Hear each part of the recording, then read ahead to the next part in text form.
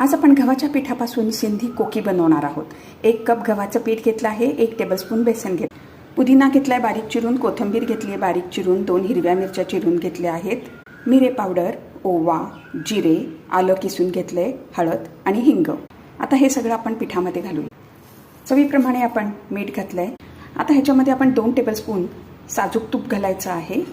पाहिजे तर आपण तेल सुद्धा वापरू शकता, पण तुपाने खूप छान लागतात अगदी। आता हे मिक्स करूया।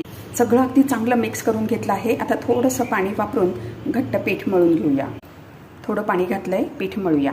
पीठ मळून घेतलं आहे, 10 मिनिटं झाकून ठेवूया। 3 गोळे बनवले, तवा गरम केला आहे। तव्यावरती आपल्याला फक्त काही सेकंद दोन्ही बाजूनी भाजून घ्यायचं।